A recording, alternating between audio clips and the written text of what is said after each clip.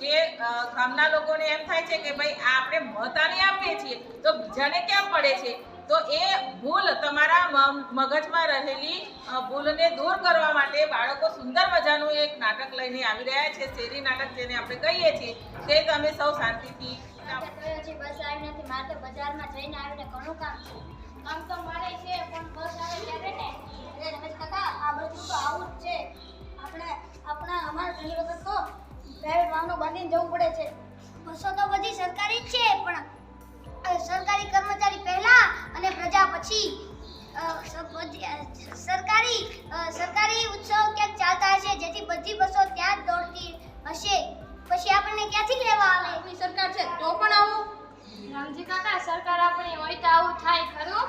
રે ખાલી કહેવા પૂરતી જ આપણી છે, એમાં બેઠેલું કોણ? આ સરકારમાં રાખ્યા કોણે? રે ભૂલ કોની હોય? આપણી સાચી, પણ આ બધામાં આપણો શું વેર? આ તો લોકશાહી દેશ છે, લોકોનું જ ચાલે. થોડા સમય પછી લોકશાહીનું પર્વ આવી રહ્યું છે. હા ચૂંટણી. આ વખતે તો હું મતદાન કરવા જઈશ જ નહીં. અરે આપણે તો દર 5 વર્ષે મત આપવા જવું જ પડે છે. આ કહેવા વાળાને હું નાગરિકતાનો સૌથી મોટો ગુનો માનું છું. થોડો દારૂ, થોડું જવાનું, થોડા પૈસા, આપણે આપણા કિંમતી મતદાનને કેમ વેચી શકીએ?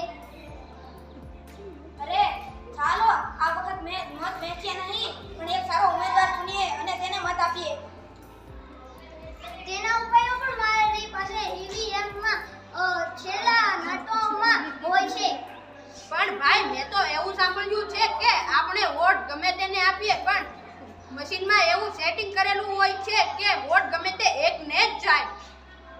તમારે આપણી શંકા દૂર કરવા માટે વીવીપીટી એનું મશીન આવ્યું છે જે આપણે વોટ આપીએ છીએ તે આપણે તે વોટને જાણી શકીએ છીએ અને આપણે કોને મત દીધો છે તે બતાવીએ. તો સારું થયું. આ બધી બાબતો મારા મિત્રોને કહીશ અને તેમને મત આપવા પ્રેરિત કરીશ અને હવે આપણે સારા પ્રતિનિધિઓ બનાવીએ.